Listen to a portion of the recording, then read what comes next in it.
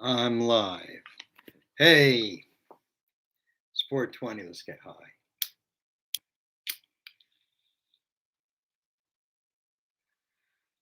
I just want to check one thing. I should have done it before, but just going to do it now.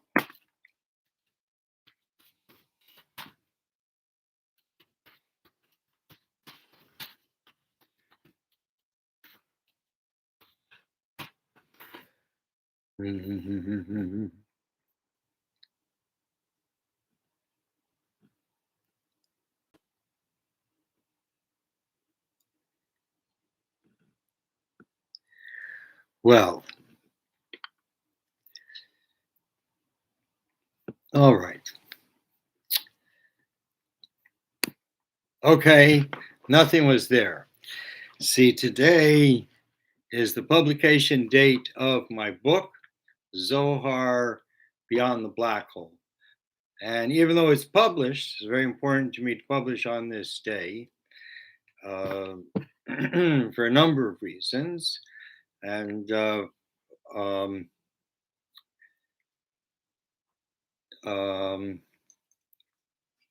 it did get published in today. It just takes a while to get linked up with the people who actually distribute the book. Thank you. Nonetheless, I'm here to answer questions. So I'm very happy to take questions. In the meantime, let me just talk a little bit about what happened. A little bit about today, because today is we call the Yortzeit, the anniversary of the passing of Tzadok Kohen, passed away 120 years ago. We still talk about him because he was a great, great man and wrote these wonderful books. This is the day he passed away. And it's also, this is the Hebrew date, the 9th of Elul. The month is called Elul, which is an acrostic for Ani Lidodi Vidodi Li. And I am your beloved, I am to my beloved, and my beloved is to me. And it's a very wonderful month because it's the month leading up to Rosh Hashanah, the Day of Judgment. And so they say, they give the metaphor of the king who, before he goes into his palace to give judgment on his country, he wants to travel around first and see the people. And it says that God is a little bit more available during this month. As the end of the year, and now is the time to really look back. And if you see that you did anything wrong, good time to repent. Very easy how to repent. Just tell God, I'm sorry. I didn't mean to do it. If I did mean to do it, I was wrong for doing it. And I ask for your forgiveness, and God will forgive us. Of course, if we hurt someone, then God can't forgive us for that. We have to go and ask from the person that we hurt or the person we took money from or in some way injured and ask them. And so I was also born in this month, on this day, on the 9th of Elul. And this was different from, and so that's part of why I wanted to publish this book on a specific date, because it is the date that Tzadok Kohen passed away. And Tzadok Kohen, in his books, which were printed the day that I was born, published the day that I was born, and now today, so I'm turning 77 in the Hebrew calendar, and which together is 14, Gematria Dovid. And so I'm publishing my book, Zohar Beyond the Black Hole. And really, I was waiting. I'm waiting. The person I'm working with, her name is Nanda. She has this company, and they're promoting my book. And she keeps encouraging me. I just have to have a little patience because it's gonna all, it's published now. The whole thing just has to get through. Has to work through the system. And she was very very nice today. I got a call on the phone, and someone says, I'm outside your door. I have a delivery for you, and I go, and she delivered me this big basket of fruit with a balloon here. It says happy birthday. So that was very nice of her. And I do feel like even though I can't yet tell people that it's there and you can buy it, it's almost there. But I do feel such a relief that I got this done. That even though I've printed other books, I've never done it in this way, in this very professional.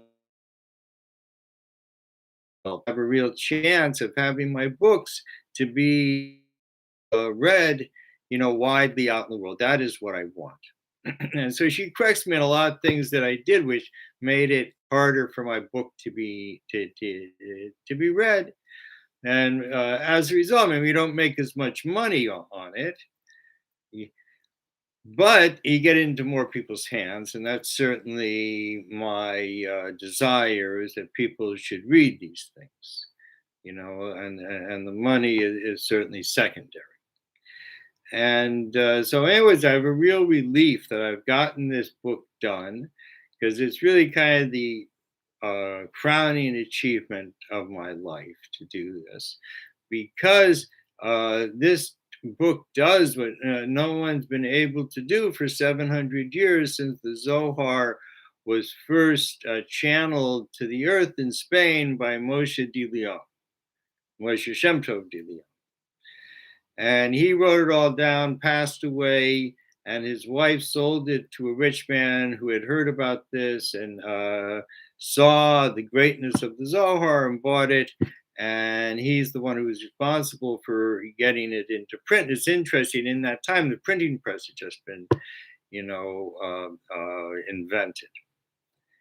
And but for 700 years, no one could understand what the Zohar is talking about. And there's many things in Zohar which are just great. They're just beautiful insights. But in general, what's the Zohar talking about? Why was it saved? Even according to the words of the Zohar, that these ideas, these words are for the future, the end of days. And that's our time.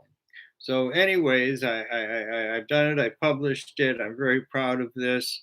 And now, it becomes a thing of its own. And I certainly want to stick around for as long as I can to talk about my book and talk about this knowledge, which is really important to our world at this time.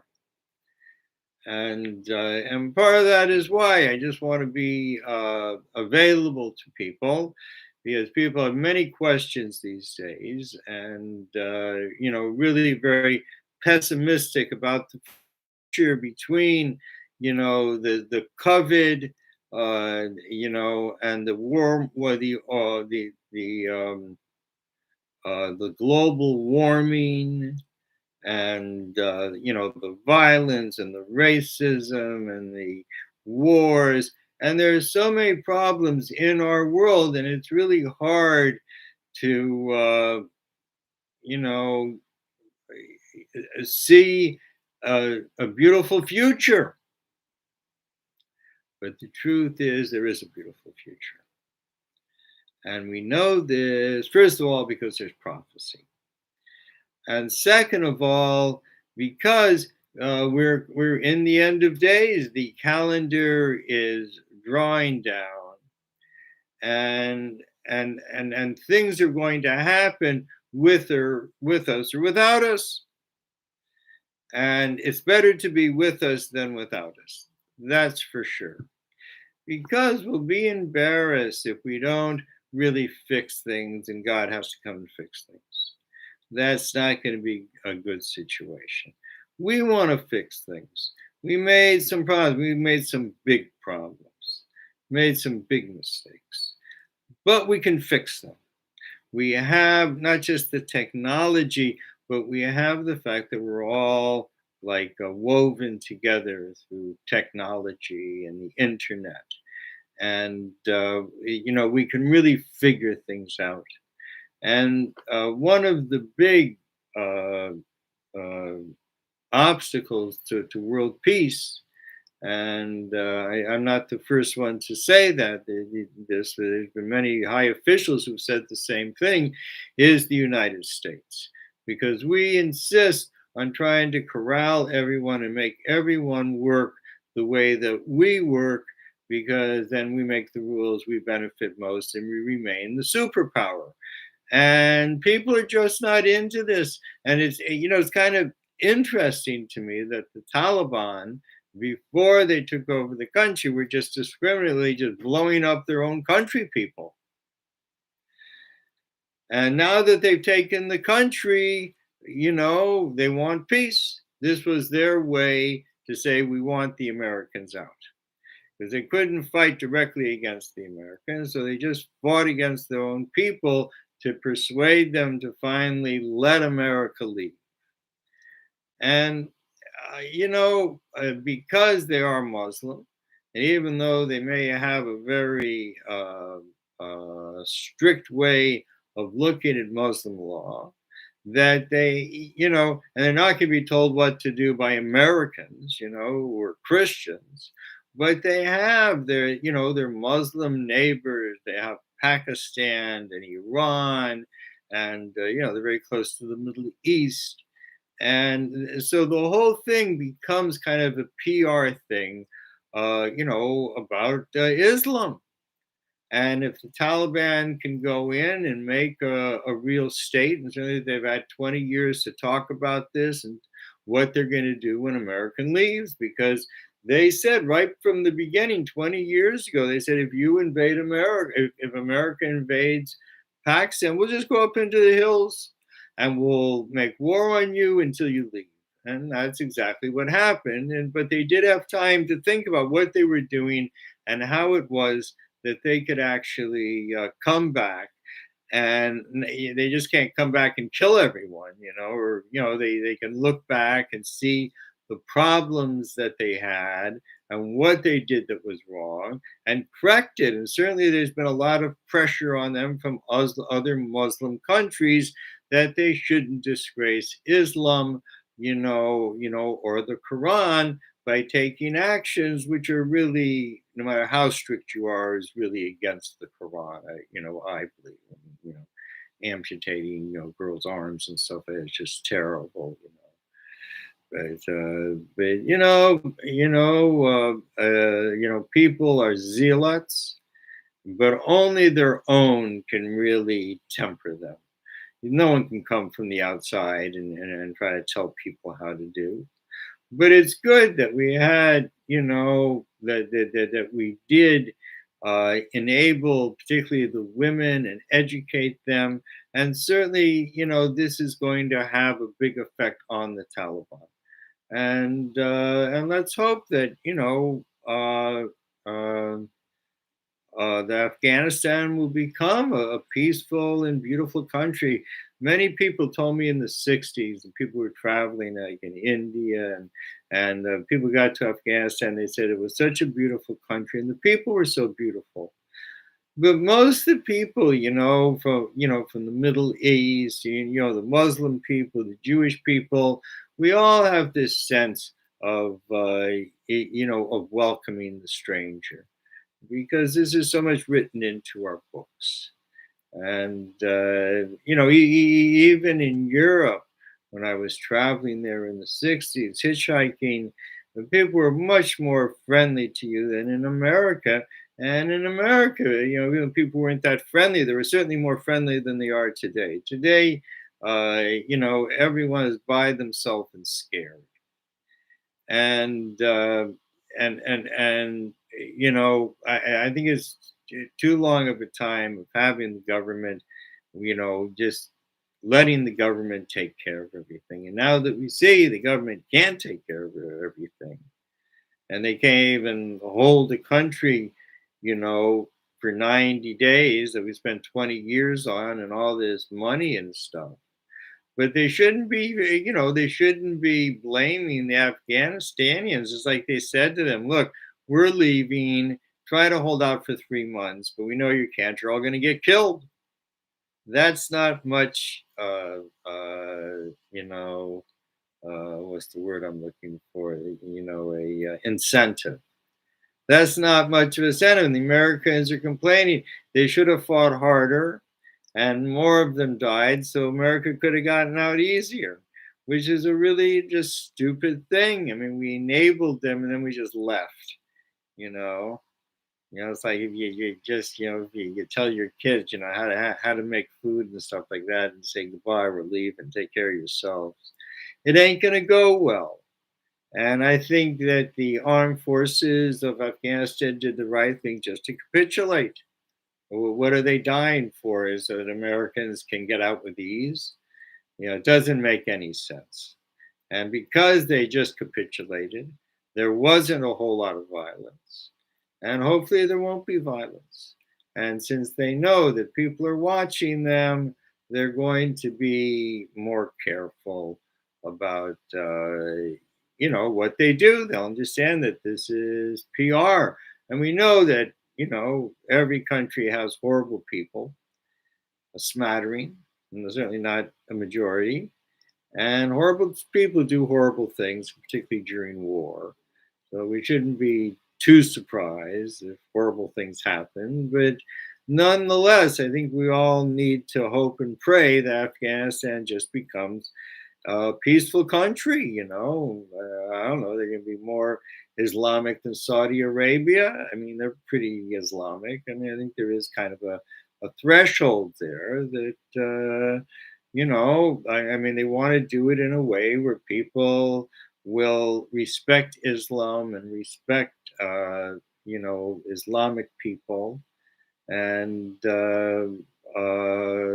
it'll just be another, horrible part of history that we've all participated in. There, all these different countries, and America certainly can't be very proud of what we did over 20 years and all the heartache and just desolation that we brought to this country. And they said in the beginning of the war, bombing Afghanistan was like bombing rubble into rubble.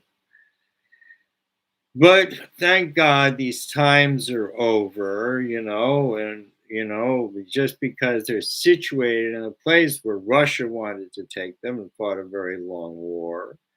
And America gave the Mujahideen armaments to defeat the Russians. And then when the Russians left, they took over the country and made an alliance with bin Laden.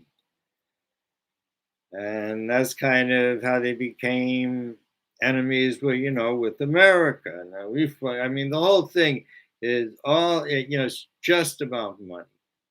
It's just about money. These are excuses, justifications. So I see we have a new person come in. I am Dovid. I'm a Jewish mystic. And if you have questions, please ask. Oh, it's Prius. Oh, hi, Prius. All right. But, I want to make it, I just want to make myself available to answer people's questions rather than just go on and on about I don't know what I think about the world, because I'm really not trying to put any pressure on myself. It's 420 and I shouldn't have to think that I got to do this or got to do that. I mean, 420, it's just a time of day we can kick back and smoke some herb and think about the different things that we did. Because kind of this transiting time, you know, around 4:20, 5 o'clock, we start going into night, even though it's a ways away. So you know, and uh, what I want to say. Yes, I did a party a week or so ago, and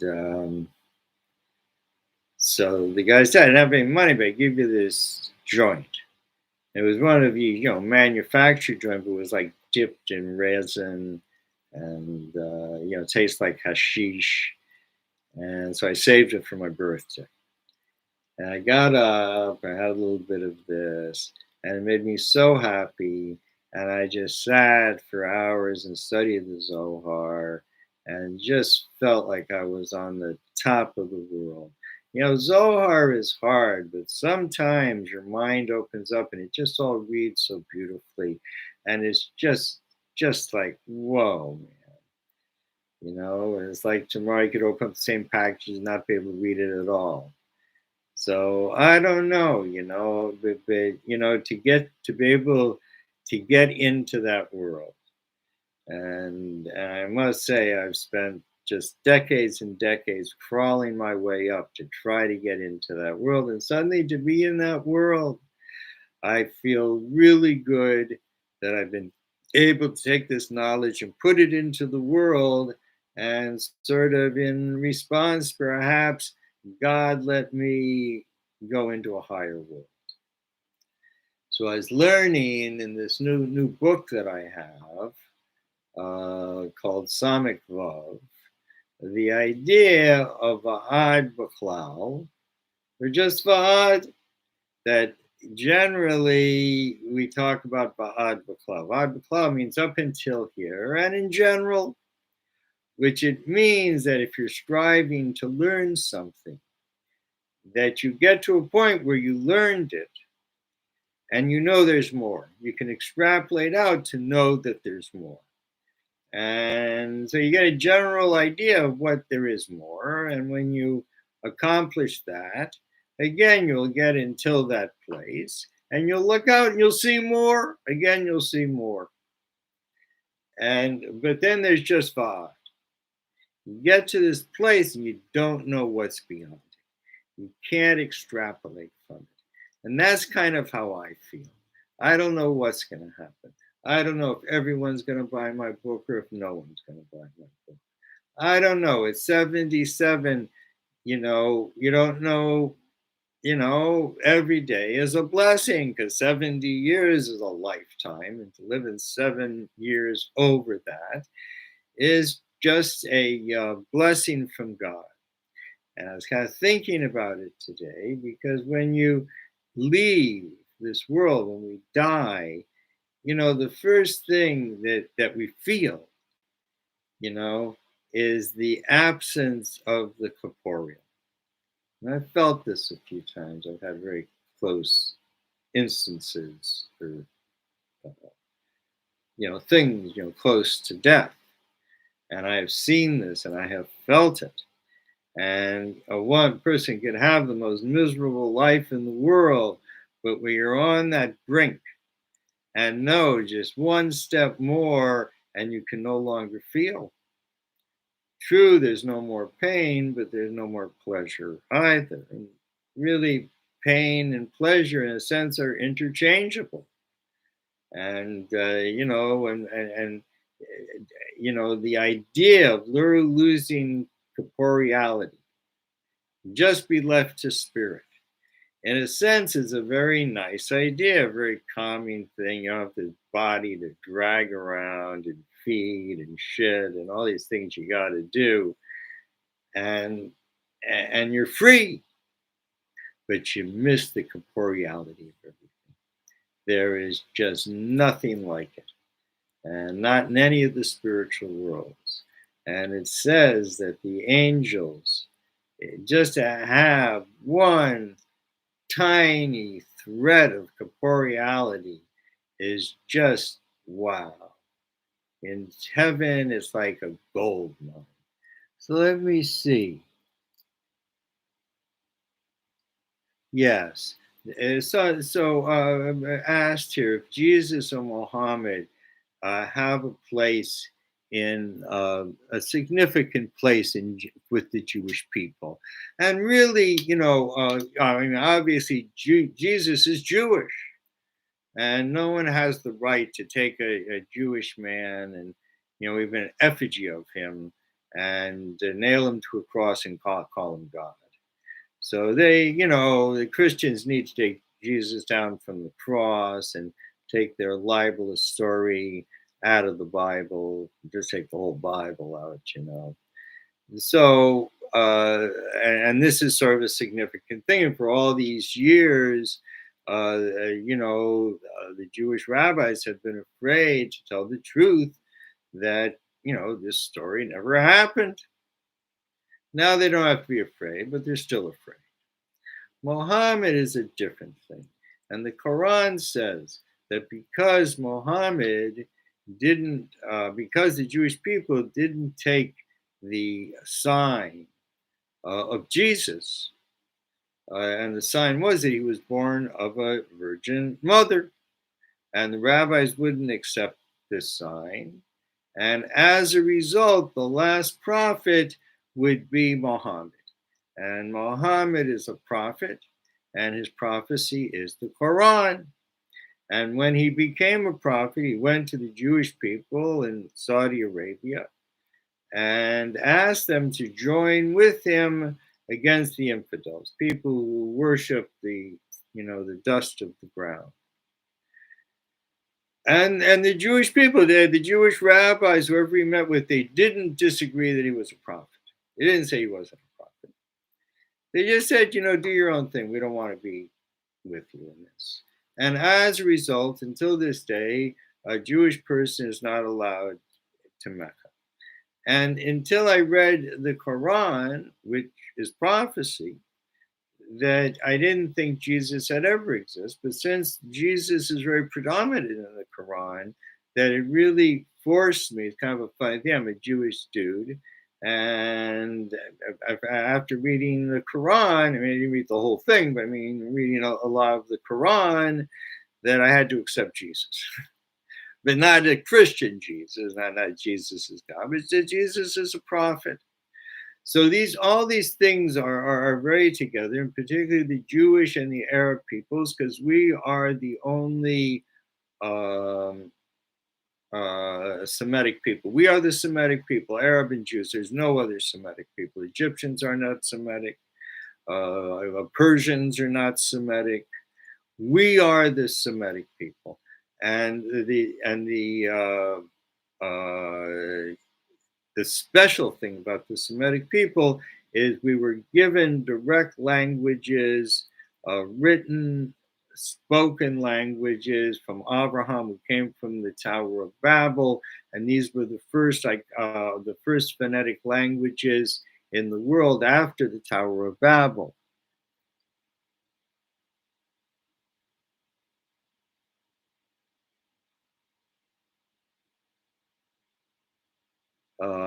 Anyway, so he, I don't know, written even after 50 years seems like forcer. I don't know what that means. Anyways, that's what made these two peoples great, and they are two brothers. We share the same father, different mothers, and that's why when Rome went into the Middle East 100 years ago in World War I, that's what caused the separation between Jews and Arabs.